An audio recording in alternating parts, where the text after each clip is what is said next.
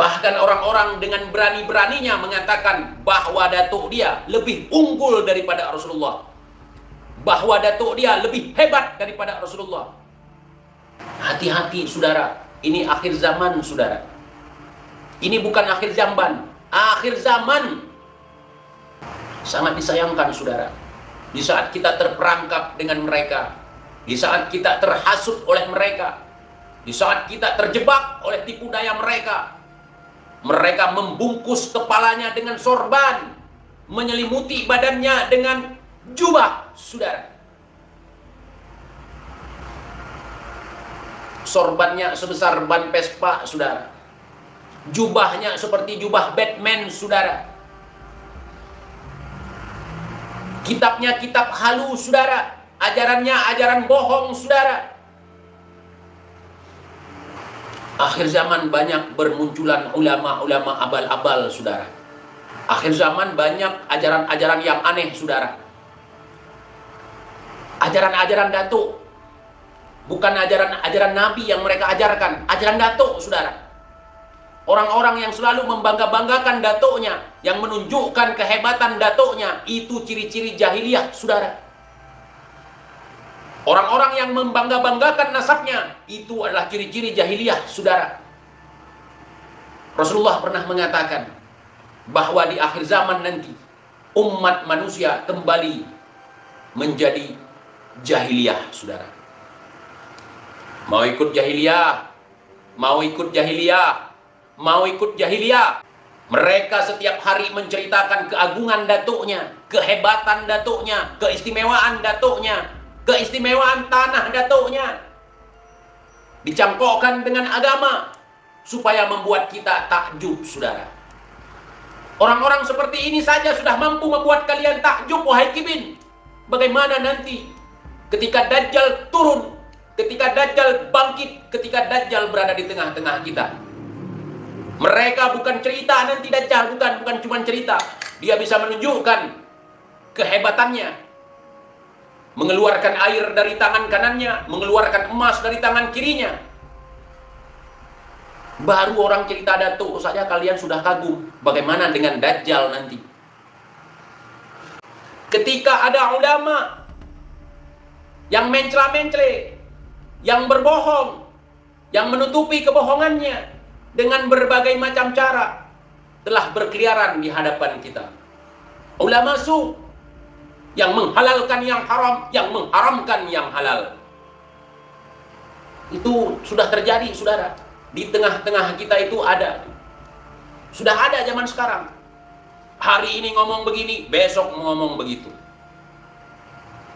Ulama yang propaganda, ulama yang provokatif sudah lahir. Sesuatu yang pernah dikatakan oleh orang-orang tua dulu sudah nyata hari ini di tengah-tengah kita saudara. Apakah kalian tidak melihat bahwa ulama-ulama seperti itu sudah ada? Coba lihat tempat belajar Kiai Imad sederhana, biasa-biasa aja, tapi ilmunya mewah saudara. Saya akui ilmu Kiai Imad mewah. Saya akui itu. Ilmunya, akhlaknya mewah. Saya caci maki. Saya bilang tesisnya itu bukan tesis tapi testis. Enggak marah. Coba kalau unyil saya bilang gitu. Saya bilang unyil kandang kebo. Besok sudah pasukan keputihan di rumah saya. Tanda itu, tanda orang baik. Orang baik nggak akan marah. Itu juga wali. Dikit-dikit kualat, dikit-dikit kualat. Wali yang sebenarnya tidak akan memkualatkan kita, saudara. Coba, hari itu kalian lihat. Saya buat testimoni. Saya edit kepala Gus Fuad. Mohon maaf Gus Fuad untuk kesekian kali ya. Saya edit kepala Gus Fuad, saya masukkan dalam mangkok. Nggak marah. Nggak sampai ngancungin mandau di depan saya. Kenapa? Karena beliau orangnya sabar. Saya katain Kiai Imad itu bukan tesis, testis. Itu testis, bukan tesis. Ilmiah dari mana? Saya tanya. Enggak marah. Saya telepon, ketawa lagi. Udah kejadian, udah saya buat live itu. Saya telepon Kiai Imad. Assalamualaikum Kiai. Waalaikumsalam. Bang TIJ nih, Bang dipanggil ke saya. Sebagai bentuk penghormatan, walaupun secara umur lebih tua beliau, lebih dewasa beliau. Gimana kabarnya Bang TIJ? Wah, intelijen Rusia nih, masih sempat bercanda sama saya. Bayangkan, orang yang saya caci, tapi tidak dipublikasi.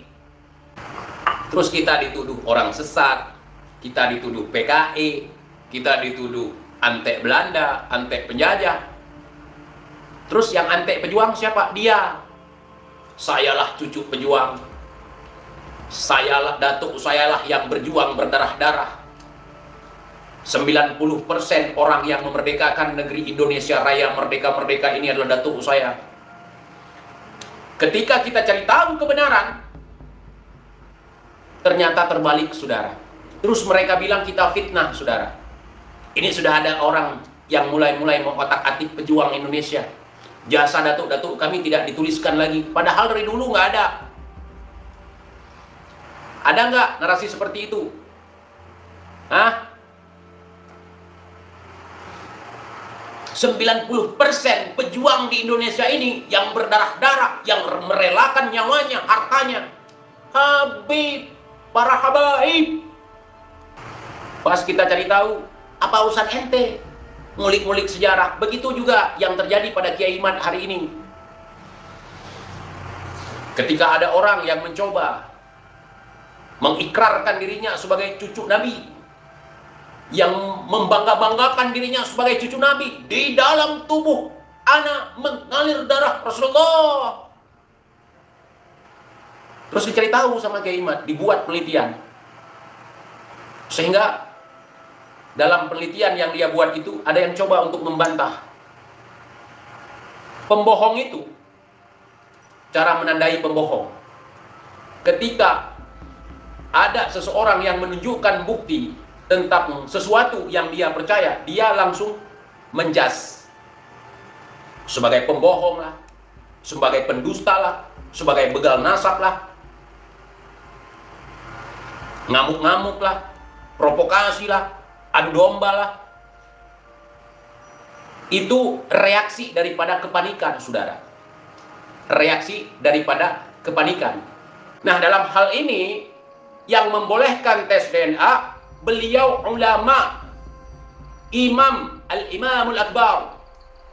Beliau tidak lain dan tidak bukan adalah Al-Imamul Unyil. Beliau itu bukan sekedar ulama, saudara. Beliau itu sekalian merangkap sebagai wali yang tidak lama lagi akan menjadi wali kutub, saudara. Cuman saya belum tahu karena ini rahasia. Entah wali kutub selatan, entah wali kutub utara.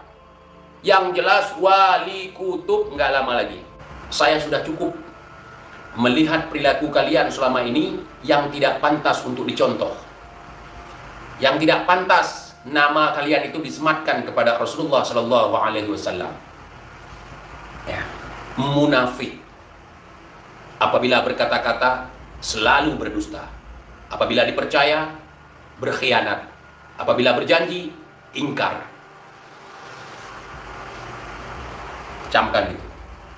3 syarat itu udah cukup untuk saya mengatakan munafik.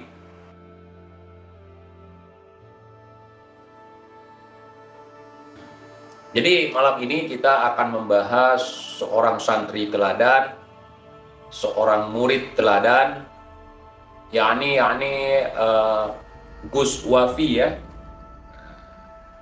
Assalamualaikum Gus Wafi.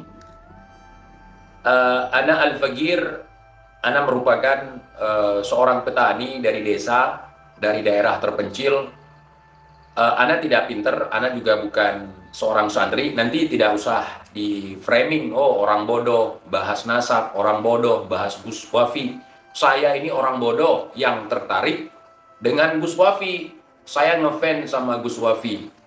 Yang pertama, saya dengan Gus Wafi ini merupakan orang yang selama ini sangat mencintai zuriyah Nabi, para habaib. Yang kedua, saya juga seorang muhibbin garis keras dulu. Nah, jadi antara Gus Wafi dengan saya sebenarnya perbedaannya di kecerdasannya, saudara. Nah, Kalau yang lain hampir-hampir sama gitu. Cuman ada satu hal lagi yang sedikit beda dengan saya. Gus Wafi itu beliau memiliki darah Eropa, saudara. Nah, jadi beliau agak kebule-bulean. Kalau saya enggak, saya darah mana ya? Saya nggak tahu darah apa ya. Uh, yang penting bukan darah kotor, ya, bukan darah kotor. Saya ya beda dengan Gus Wafi. Saya orangnya hitam, kemudian dekil, buluk, pesek, mata juga sipit. Nah, kalau Gus Wafi kan cakep, ada bule-bulenya, hidung mancung. Saya bukan rasis, ini berbicara ras, ya, berbicara ras tapi tidak rasis, karena beliau sendiri yang mengatakan bahwa beliau itu adalah orang yang di dalam tubuhnya mengalir darah Eropa, saudara. Untuk membuktikannya gimana? Untuk membuktikannya, kita putar video ini dulu. Lagi yang bilang apa itu tes DNA katanya ya. Saya tes DNA, ternyata 70% saya keturunan Eropa, Pak. 70% Gus Wafi ini merupakan keturunan Eropa dari hasil tes DNA. Kemudian 20% Arabik, 10% Chinese. Makanya wajah beliau itu dominan dari Eropa gitu, saudara. Kalau ada yang melihat Gus Wafi itu tidak mirip seperti orang Eropa, kalian itu mengingkari terangnya matahari di siang bolong, saudara. Ya, jangan mengingkari sesuatu yang sudah jelas. Jangan hanya percaya yang nampak di depan mata. Sesuatu yang tidak nampak itu juga harus dipercayai, walaupun tidak terbukti, saudara. Karena segala sesuatu yang ada di dunia ini tidak hanya yang tampak oleh mata yang kita akui, saudara. Yang tidak nampak pun harus kita akui. Begitu, saudara. Jadi orang-orang sekarang itu di YouTube, di mana-mana, sudah tidak percaya lagi terhadap sesuatu yang tidak nampak di matanya. Jadi harus kita percaya, harus kita yakini bahwa Gus Wafi ini merupakan keturunan daripada bangsa Eropa, saudara. Untuk membuktikannya, beliau sudah tes DNA. Ini saya kecewa. Saya kecewa dengan Gus Wafi. Di satu sisi, ya, Al-Habib Bahar, Al-Habib Hanif, dan juga di kubu mereka banyak yang berfatwa bahwa tes DNA itu haram. Kenapa Gus Wafi melakukannya? Haram. Janganlah engkau menghalalkan yang haram, dan juga jangan mengharamkan yang sudah Allah halalkan, saudara. Nah, di situ kecewanya saya. Tapi di sisi lain, beliau menggunakan fatwa Al-Imamul Unyil. Untuk membuktikannya, tes DNA, saudara.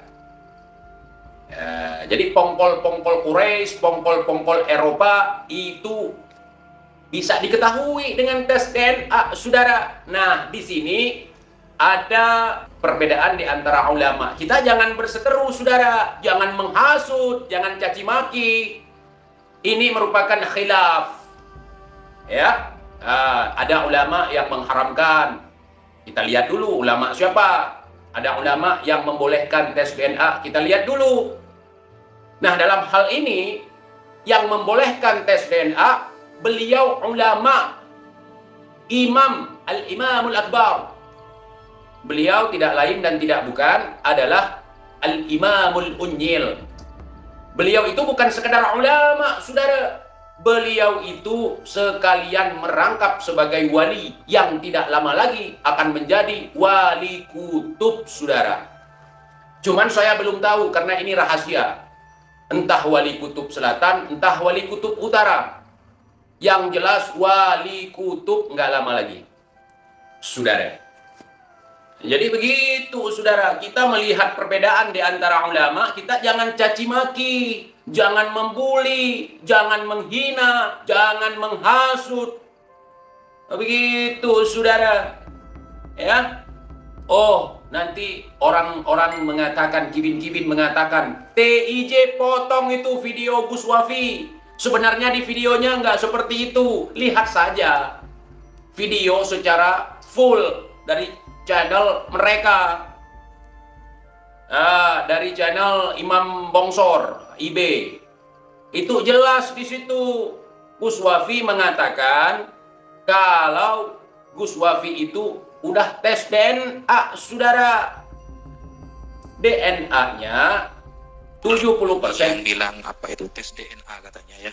Saya tes DNA, ternyata 70% saya keturunan Eropa, Pak. Saya ambil substansinya aja, masih lengkap dengan substansinya. Intinya apa? Gus Wafi tes DNA. Hasilnya 70% Eropa, saudara. Ya.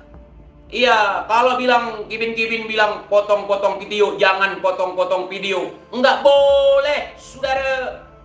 Enggak boleh. Imamul Ummah, Imamul Akbar, Imamul Unyil pernah menyerukan kepada sekalian kita. Potong video mereka untuk dijadikan sebagai bahan untuk melemahkan lawan-lawan perjuangan, katanya. Saya ini seorang muhibbin. Potong foto boleh, potong video boleh, edit foto boleh. Jadi kita harus ikut. Jangan nanti gurunya gimana, muridnya gimana, majikannya gimana, budaknya gimana, bosnya gimana, kibinnya gimana. Satu komando imam besar. Potong video-video mereka, tebarkan di media sosial untuk cara strategi bersiasah untuk membunuh karakter lawan. Allahu Akbar. Saudara, itu dulu kita nih sebagai mukibin, itu dulu pernah kita dengar. Ambil video mereka, sebarkan di media sosial, potong-potong videonya. Jadi kalian jangan salahkan saya ketika saya memotong-motong video. Ya, itu siasah. Siasah, saudara. Jadi kalian bertanya, kibin-kibin bertanya, TIJ motong-motong video. Sudah diserukan. Itu merupakan komando daripada Imamul Ummah, Imamul Akbar, Al-Imam Sobiq. Ya. Jadi begitu. Jangan bilang saya potong-potong video, saya begini, saya begitu. Itu merupakan seruan untuk umat kibin. Ya. Jadi ya ikhwan, hasil tes DNA Gus Wafi di sini membuktikan bahwa tes DNA itu penting. Penting untuk kita mengetahui kita dari ras mana, dari bangsa apa. Dalam hal ini Gus Wafi tidak mengikuti Al-Imamul Ummah, Al-Imamul Unyil. Beliau dengan beraninya melakukan tes DNA. Sementara tes DNA itu sebagian ulama mengharamkan. Ulama mana? Ulama Bahar. Ulama mana? Ulama Munib. Nah, jadi begitu, saudara. Ulama mana lagi? Ulama Idrus GL. Idrus Al-Gerubrus. Ataupun Idrus Romli. Jangan kalian membuli Gus Wafi, mencaci Gus Wafi. Jangan mengingkari matahari di siang hari bahwa Gus Wafi itu keturunan Eropa. Beliau bisa ngurus nasab. Gus, saya punya ide nih. Gus Wafi bisa urus nasab Kerabita. Kenapa TIJ? Kan saya bukan cucu mereka. Kamu itu keluarga Rasulullah. Mungkin ente dari keturunan siapa? Saya lupa. Mungkin ente bisa ngurus karena ente keluarga Rasulullah, ya. Karena seorang sahabat Rasulullah pernah diakui sebagai keluarga oleh Nabi. Namanya Salman Al-Farisi, saudara. Itu orang Eropa, saudara. Orang Eropa itu. Jangan kalian pikir bahwa zuriyah Nabi tidak ada orang Eropa. Memang beliau itu bukan darah dagingnya, tetapi perjuangannya itu sangat besar untuk Islam, saudara. Ini kita berandai-andai. Berhubung Gus Wafi sudah tes DNA, maka saya prediksi Gus Wafi itu merupakan keturunan dari Rum. Mungkin Isa Ar-Rumi, mungkin juga Ratu Elizabeth, mungkin juga Ratu Agung Wilhelmina, saudara. Jadi jangan pusing, kita nggak boleh pusing. Makanya biar nggak pusing, tes DNA seperti Gus Wafi. Gus Wafi ini merupakan ikon, ya. TIJ ente bela Imad, ente suka sama Imad, makanya ente ngomong seperti ini. Siapa yang suka sama Kiai Imad? Saya ini nggak suka sama Kiai Imad. Kalau dibilang suka, saya ini mengikuti Kiai Imad karena kebenaran yang dibawanya. Buktinya mana? Buktinya dia bisa menunjukkan data. Suatu ucapan tanpa ada data, maka itu adalah kebohongan. Oh, tidak bisa seperti itu. Boleh, buktikan. Sesuatu itu harus dibuktikan. Ya, baru boleh disebut sebagai fakta. Percaya tanpa fakta, percaya tanpa data, maka itu bahaya, saudara. Jadi dalam hal ini, kita sangat mengapresiasi, di satu sisi sangat mengapresiasi langkah daripada Gus Wafi, yaitu tes DNA, saudara. Jadi kita harus mendukungnya, jangan kita lemahkan. Barangkali kalian mau tes DNA, bisa jadi kalian juga seperti Gus Wafi, dari bangsa Eropa secara genetik, saudara. Jadi Gus Wafi di sini mau menunjukkan kepada kita bahwa akurasi daripada tes DNA itu tidak 100%. Beliau 70% Eropa. Dipikirnya 100% itu semuanya Eropa gitu. Itu ada Eropa 70%, kemudian Arabnya ada 20%, kemudian Chinese-nya ada 10%, saudara. Gus Wafi itu, ya, Gus Wafi, kalau misalnya tes DNA antum itu tidak akurat, tes DNA itu bukan ke rumah sakit hewan. Kalau ke rumah sakit hewan, makanya salah. Tolong bilang sama teman-teman, tes DNA-nya di mana? Kalau tes DNA-nya ke dokter hewan, rumah sakit hewan, maka hasilnya seperti itu. Oh, rumah sakit manusia, TIJ. Rumah sakit jiwa bukan untuk tes DNA. Untuk tes kejiwaan, untuk di tes kejiwaan, tes kewarasan. Jadi semua ada jawaban, saudara. Mari. Tes DNA-nya kemana? Nggak mungkin ke dokter hewan. Ya. Jadi begitu, saudara. Nggak mungkin ke dokter hewan. Nggak mungkin ke rumah sakit jiwa. Jadi Gus Wafi dari hasil tes DNA beliau menunjukkan bahwa beliau adalah ras bangsa Eropa, saudara. Takdir, saudara. Tapi wajahnya kok nggak mendukung. Kalian mengingkari matahari yang terang di siang hari. Bagaimana bisa kalian ingkari cahaya matahari di siang hari? Bagaimana kalian bisa mengingkari terangnya cahaya matahari di siang bolong, saudara? Jadi kalian yang tidak bisa melihat tanda-tanda Eropa pada wajah Gus Wafi, itu kalian telah buta matanya, telah buta hatinya, saudara.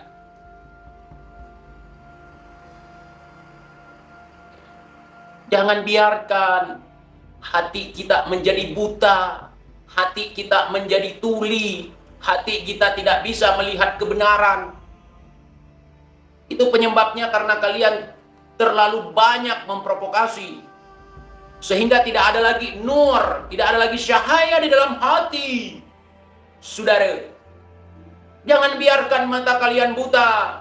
Orang-orang yang mengingkari bahwa wajah Gus Wafi itu ada Eropanya, berarti matanya sudah ditumbuhi tiram, saudara.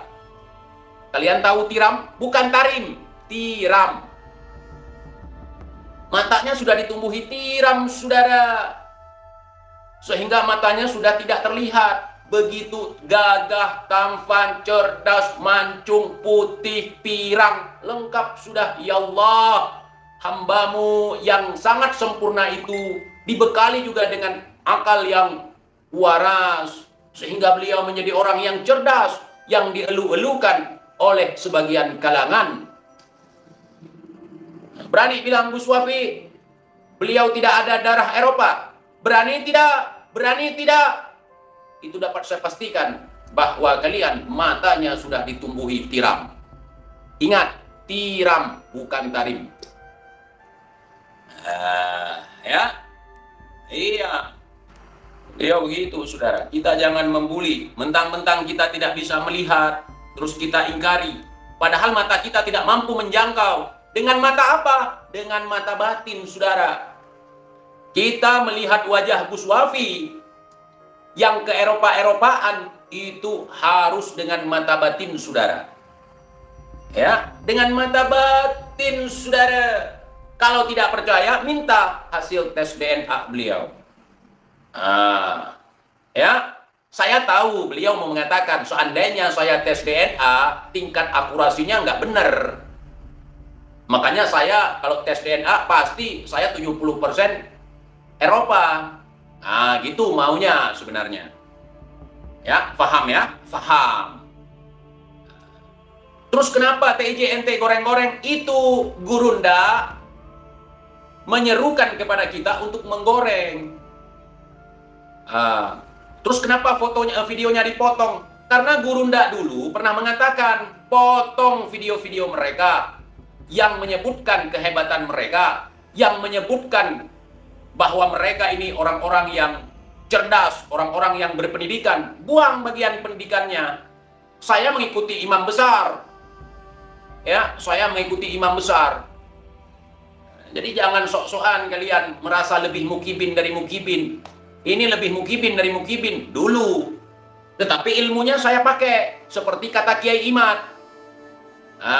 Kalau ada Habib yang berilmu, yang alim, itu pakai ilmunya. Saya pakai ilmunya. Ilmunya Imam Unyil, saudara.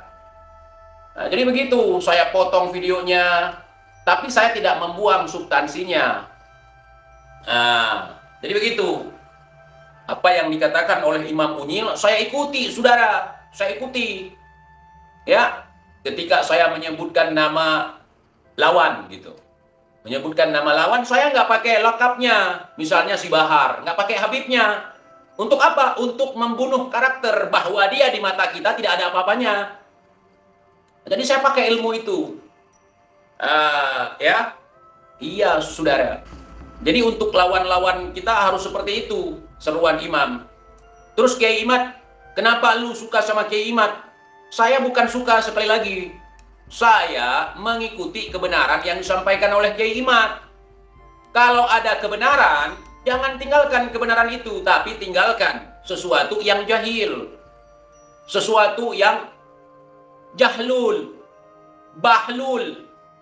Jadi kita pindah, itu kita bukan mengingkari, bukan orang yang salah pilih, tetapi kita termasuk golongan orang-orang yang hijrah. Ya, orang yang hijrah, bukan pengkhianat. Nah, kalau kita kabur dari golongan orang-orang yang suka bohong, suka nipu, suka dawir, suka dongeng, terus kita beralih kepada orang-orang yang memiliki data. Di dalam mereka bernarasi ada datanya, ada faktanya, bukan adu domba, bukan hasud, bukan marah-marah, bukan emosi. Kita harus jauh daripada orang-orang yang emosi. Ketika kita dirundung emosi, kita wudu supaya bersih daripada pengaruh-pengaruh setan dan juga iblis, saudara. Masya Allah. Ketika ada seseorang yang mengaku datuknya sebagai mujaddid, sebagai ulama besar, terus kita tanya bukti karyanya, kemudian kitab yang menjelaskan tentang keberadaan dirinya, ternyata tidak ada. Ya saya nggak bisa ngikutin yang seperti itu.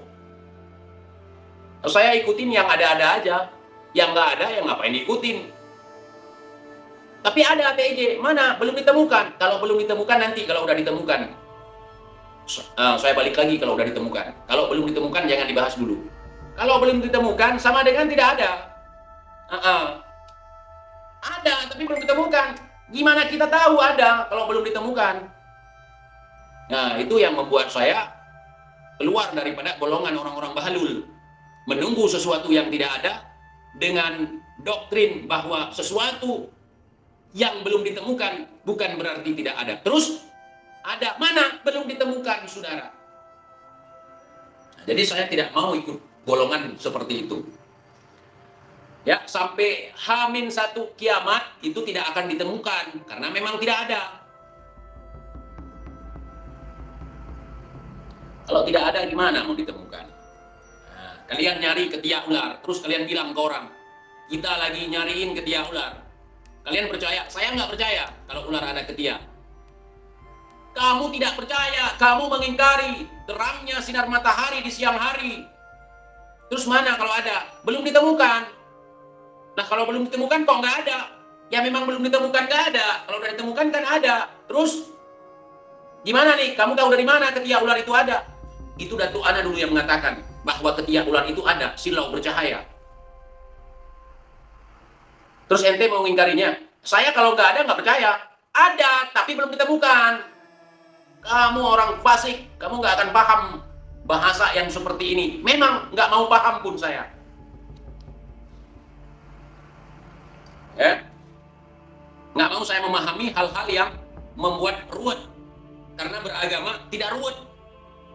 Agama tidak ruwet, orang-orangnya ruwet. Harus begini, harus begitu, padahal bukan ajaran agama. Dia buat sendiri untuk kepentingan golongan dan pribadi.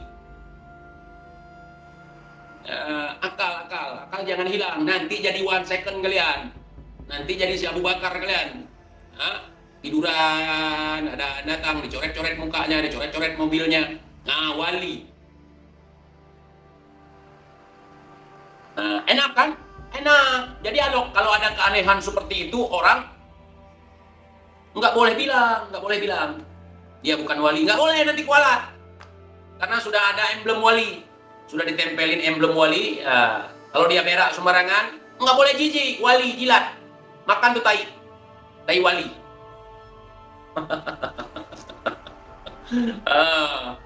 Ya. Jadi kalau harus gila seperti itu nggak usah jauh-jauh ke Tarim.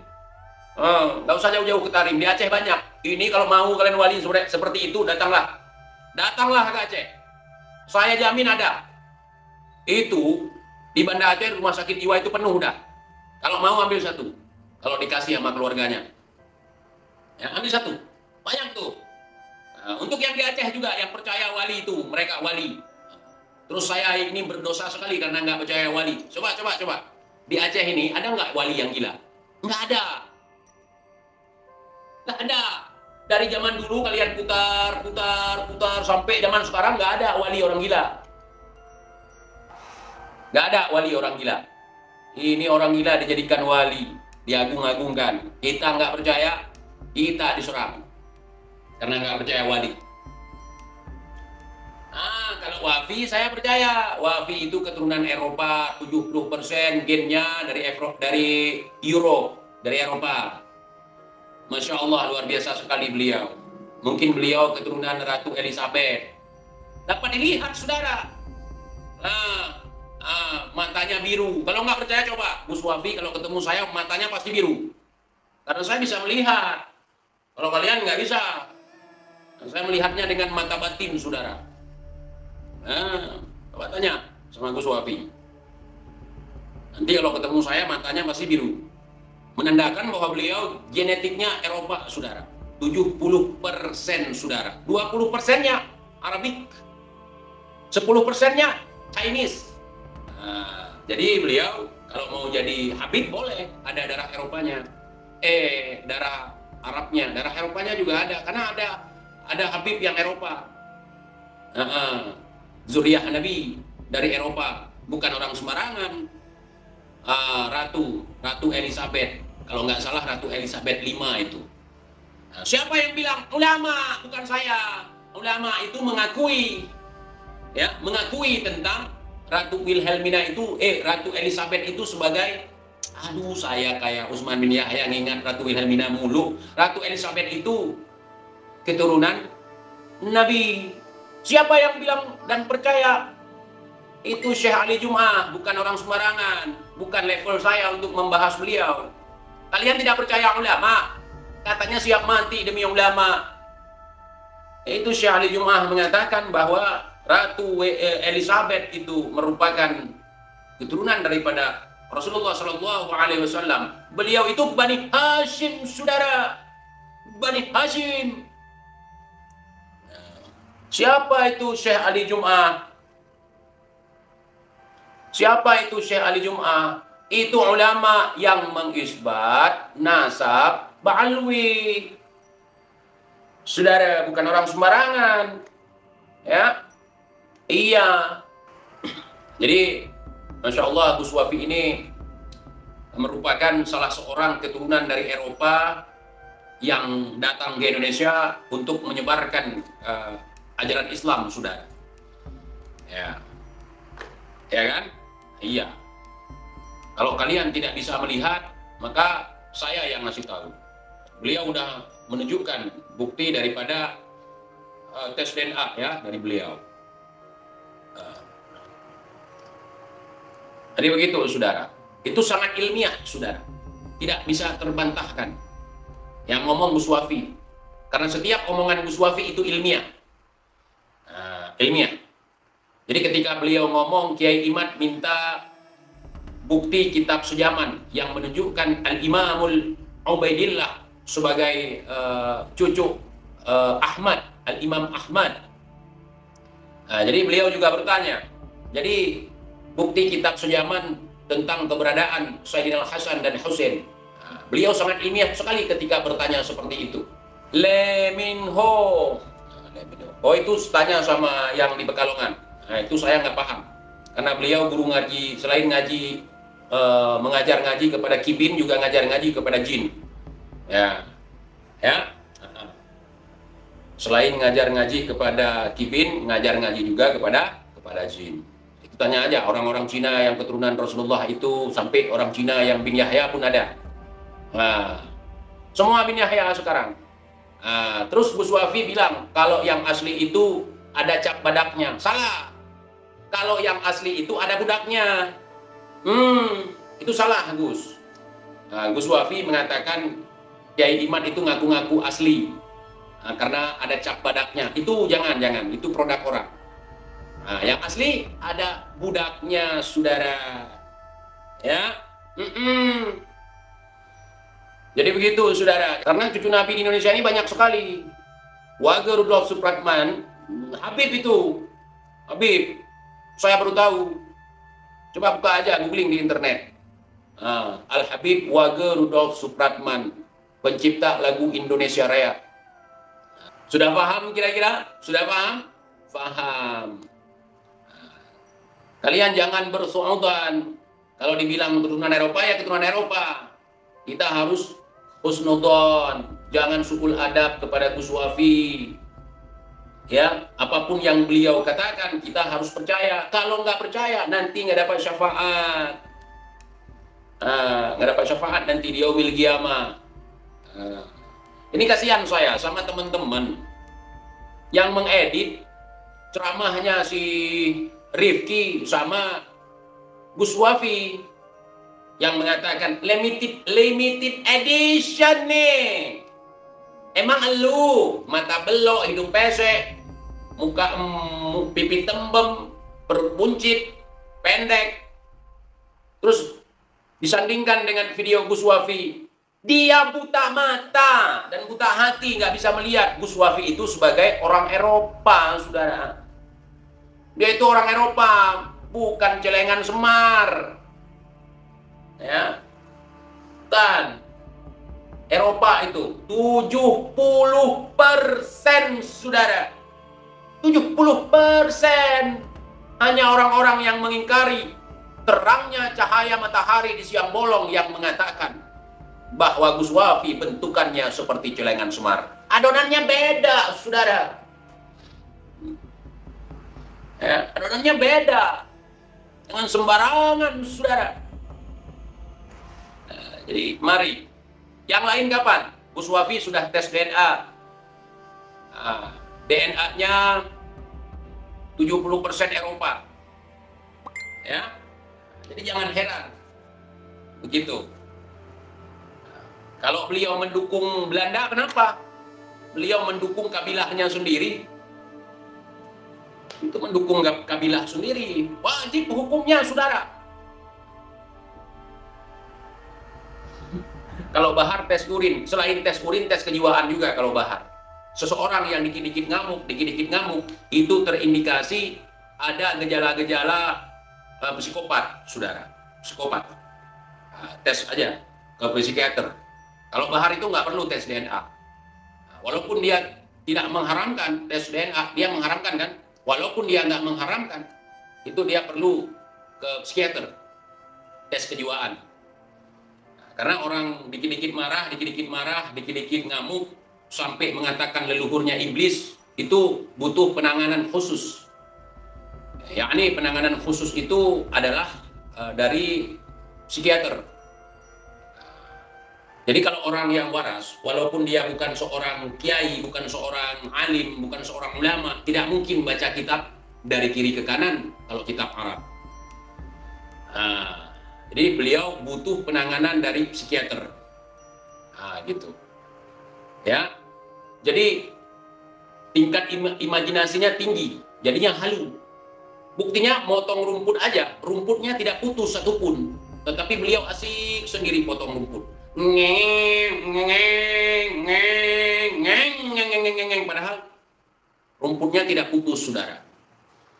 Berarti apa yang putus? Urat saraf. Bukan rumput yang putus. Nah, itu bukan kerjaan beliau. Lah, kalau bukan kerjaan ngapain dikerjakan? Kerjaan beliau apa? Jual diri, buka salon, nyepong peli. Wallahu a'lam, saya nggak tahu. Pekerjaan beliau yang ada di situ adalah ulama, katanya di Wikipedia beliau, tapi sudah beliau edit, sudah. Sudah beliau edit. Jadi begitu, saudara. Jadi kalian jangan mengatakan Gus Wafi itu pribumi, enggak. Beliau 70%. Itu dari Eropa.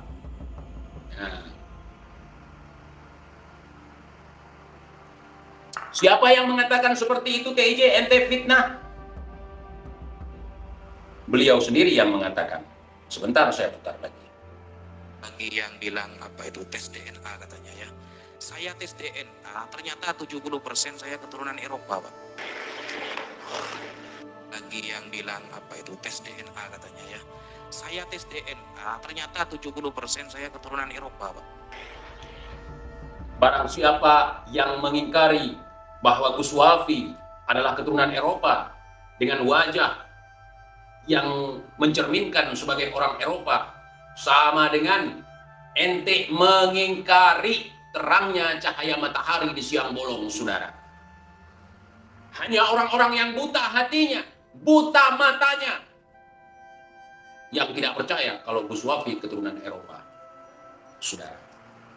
Yang mengatakan Gus Wafi wujudnya seperti celengan Semar, kurang ajar, biadab. Kalau ente buta jangan ngajak-ngajak orang. Kalau ente tidak melihat segala sesuatu jangan bilang tidak ada. Tidak nampak bukan berarti tidak ada. Ya. Ini saya sangat miris sekali nih melihat kaum muslimin. Garomah tidak dipercayai. Entah gimana nasib kalian ini ke depan. Ulama Mi'raj sehari 70 kali nggak dipercayai. Ulama bisa ngambil rantai emas dari langit, tidak dipercayai. Ulama bisa menurunkan laban dari langit, susu dari langit, tidak percaya lagi. Ulama bisa mengusir malaikat mungkar dan nangkir. Seorang habib bisa mengusir malaikat mungkar nangkir, tidak dipercayai lagi. Terus apa yang kalian percaya? Saudara, saya sangat sedih sekali. Ini tanda akhir zaman, saudara. Ini tanda-tanda akhir zaman. Kebohongan tidak dipercayai lagi sama orang. Saudara, itu yang sangat saya sesali. Ketika ada ulama yang mencela-mencela, yang berbohong, yang menutupi kebohongannya dengan berbagai macam cara telah berkeliaran di hadapan kita. Ulama su yang menghalalkan yang haram, yang mengharamkan yang halal. Itu sudah terjadi, saudara. Di tengah-tengah kita itu ada. Sudah ada zaman sekarang. Hari ini ngomong begini, besok ngomong begitu. Ulama yang propaganda, ulama yang provokatif, sudah lahir. Sesuatu yang pernah dikatakan oleh orang-orang tua dulu, sudah nyata hari ini di tengah-tengah kita, saudara. Apakah kalian tidak melihat bahwa ulama-ulama seperti itu sudah ada?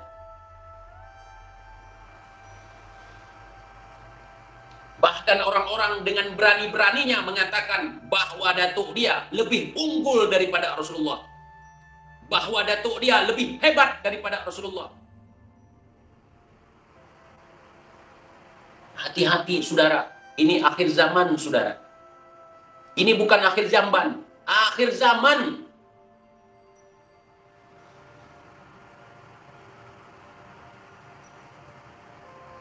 Sangat disayangkan, saudara. Di saat kita terperangkap dengan mereka, di saat kita terhasut oleh mereka, di saat kita terjebak oleh tipu daya mereka, mereka membungkus kepalanya dengan sorban, menyelimuti badannya dengan jubah, saudara. Sorbannya sebesar ban Vespa, saudara. Jubahnya seperti jubah Batman, saudara. Kitabnya kitab halu, saudara. Ajarannya ajaran bohong, saudara. Akhir zaman banyak bermunculan ulama-ulama abal-abal, saudara. Akhir zaman banyak ajaran-ajaran yang aneh, saudara. Ajaran-ajaran datuk. Bukan ajaran-ajaran Nabi yang mereka ajarkan. Ajaran datuk, saudara. Orang-orang yang selalu membangga-banggakan datuknya, yang menunjukkan kehebatan datuknya, itu ciri-ciri jahiliyah, saudara. Orang-orang yang membangga-banggakan nasabnya, itu adalah ciri-ciri jahiliyah, saudara. Rasulullah pernah mengatakan bahwa di akhir zaman nanti, umat manusia kembali menjadi jahiliyah, saudara. Mau ikut jahiliyah? Mau ikut jahiliyah? Mau ikut jahiliyah? Jangan, saudara. Jangan. Mereka setiap hari menceritakan keagungan datuknya, kehebatan datuknya, keistimewaan datuknya, keistimewaan tanah datuknya. Dicangkokkan dengan agama supaya membuat kita takjub, saudara. Orang-orang seperti ini saja sudah mampu membuat kalian takjub, wahai kibin. Bagaimana nanti ketika Dajjal turun, ketika Dajjal bangkit, ketika Dajjal berada di tengah-tengah kita. Mereka bukan cerita nanti Dajjal, bukan cuma cerita. Dia bisa menunjukkan kehebatannya. Mengeluarkan air dari tangan kanannya, mengeluarkan emas dari tangan kirinya. Baru orang cerita datuk saja kalian sudah kagum. Bagaimana dengan Dajjal nanti?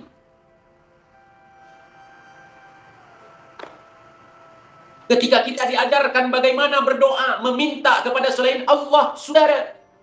Meminta kepada datuk dia, yang kita sendiri nggak kenal dan nggak mau kenal. Yang kita sendiri nggak tahu dan nggak mau tahu. Ya Umar Muhdar, siapa itu? Sehingga kita harus meminta kepada dia. Kita diajarkan jadi pengemis, saudara. Minta kepada datuk dia. Jangankan ke kita, ke mereka aja nggak bisa dikasih apa-apa. Mintalah sama datuk kau. Ya Umar Muhdar, berikan kami kitab sejaman. Kami diambang stres. Kami buntu. Kami mengalami kebuntuan. Ya Umar Muhdar, berikan kami kitab sejaman agar kami bisa timpukin kepala Kiai Imad.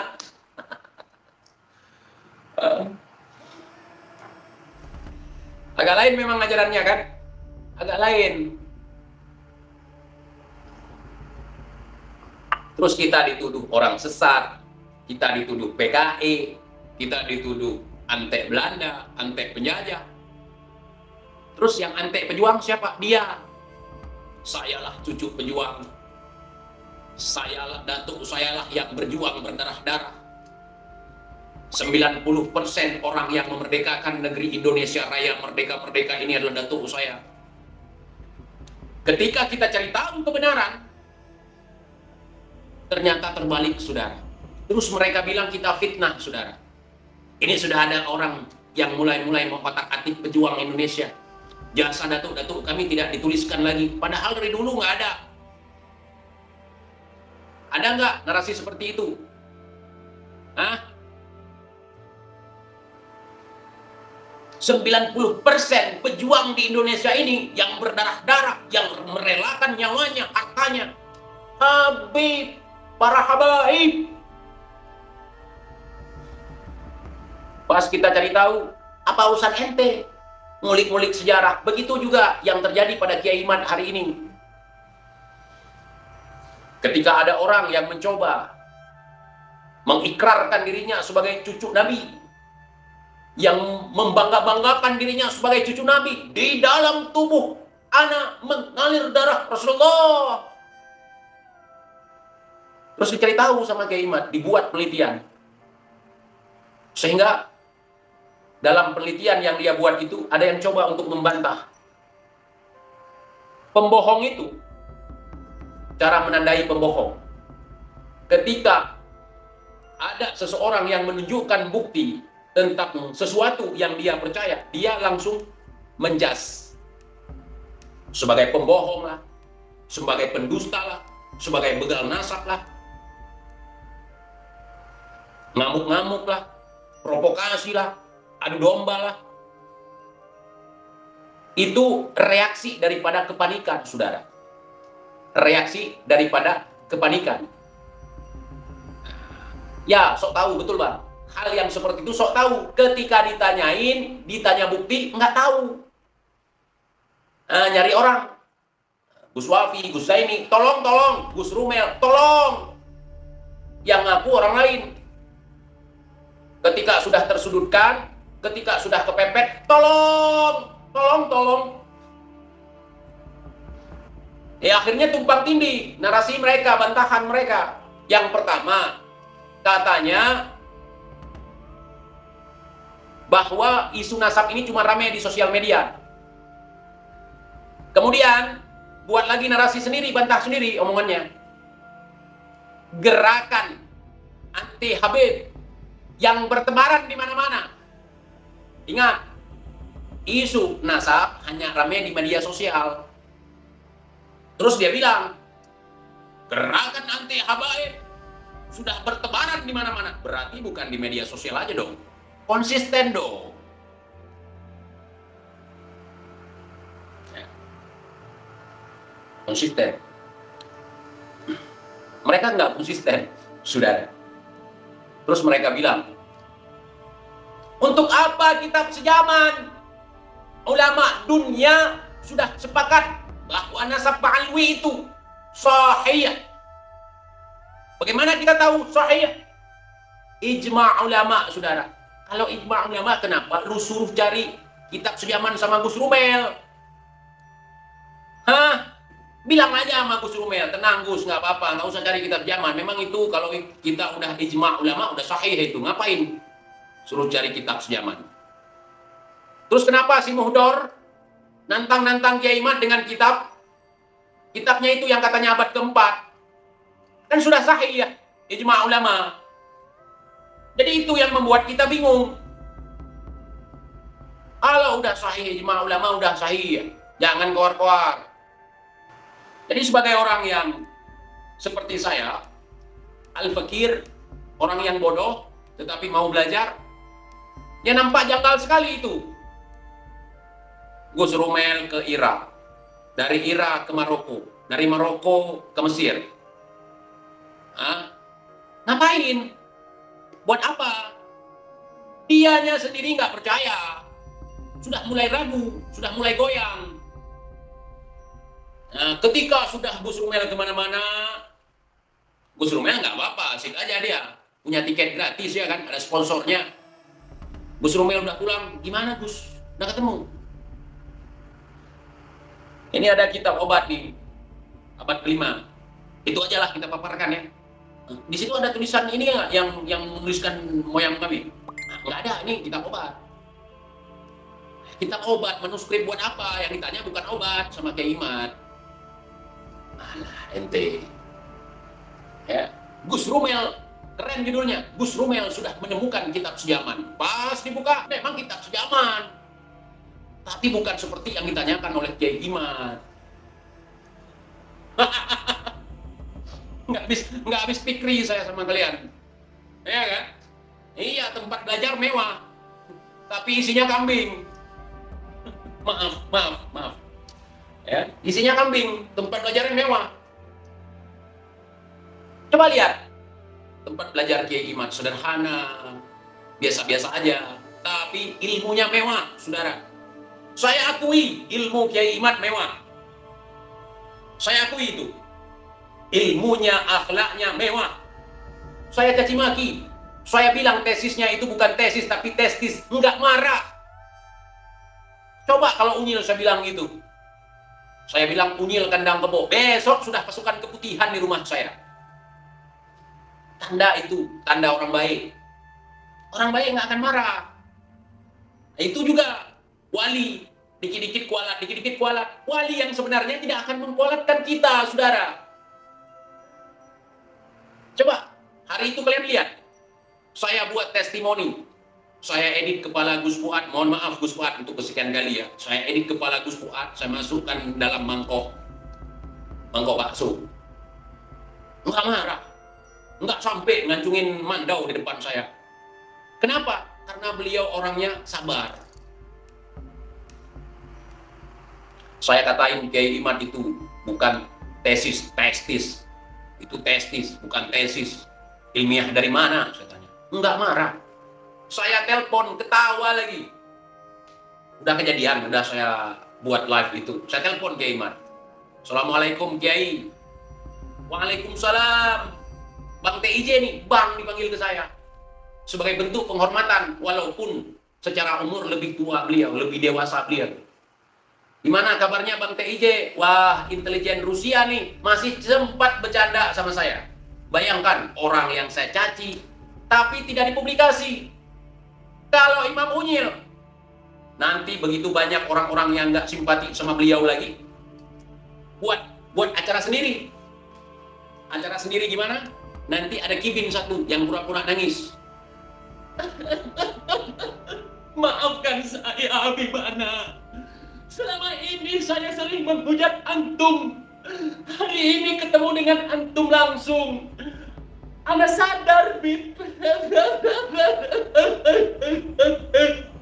Ampuni Ana. Maafkan Ana. Sudah.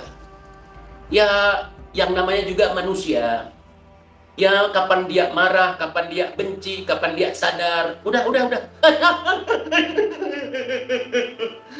Anak menyesal, Bib. Itu ada, itu playing victim. Kibinnya sendiri nggak pernah nyerang dia.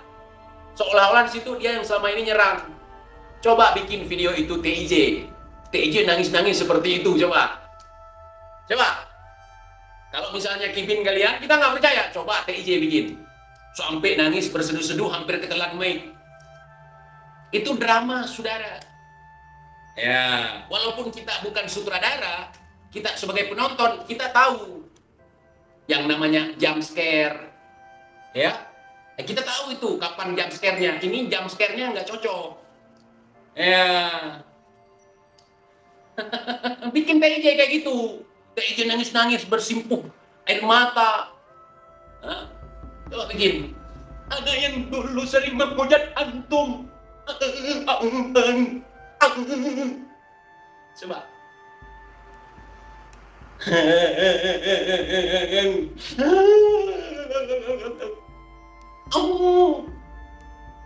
Kibin berasap, Kibin. Udah cukup belum? Kira-kira sudah paham? Kira-kira sudah paham belum? Jadi kita jangan tertipu, Saudara. Jangan tertipu. Mereka itu sedang membuat drama untuk memancing kibin yang lain yang sudah lompat pagar. Kenapa saya perlu mengatakan ini? Supaya kibin-kibin yang mulai mau sadar tidak balik lagi ke zaman jahiliyah. Begitu, saudara. Ya. Nah, berhubung saya sudah capek, pegel duduk gini terus tanpa pergerakan, saya izin mundur diri dulu. Mohon maaf kalau ada kata-kata saya yang menyakiti hati kalian. Siapapun. Ya, saya tidak bermaksud menyakiti hati kalian. Tetapi apa yang saya lakukan adalah kenyataan yang pernah saya perhatikan selama ini. Baik omongan, cara, drama, itu saya saksikan. Walaupun saya ini tidak pernah punya pendidikan yang tinggi, saya ini bukan tinggal di kota, saya tinggal di daerah terpencil, saya tahu yang mana yang harus saya ikuti, yang mana yang harus saya tinggalkan, yang mana yang harus saya dukung, dan yang mana yang harus saya tikung, saudara. Jadi jangan paksakan, saudara. Jangan. Ya, saya sudah cukup melihat perilaku kalian selama ini yang tidak pantas untuk dicontoh. Yang tidak pantas nama kalian itu disematkan kepada Rasulullah Shallallahu Alaihi Wasallam. Munafik. Apabila berkata-kata selalu berdusta. Apabila dipercaya berkhianat. Apabila berjanji ingkar. Camkan itu. 3 syarat itu udah cukup untuk saya mengatakan munafik. Assalamualaikum warahmatullahi wabarakatuh.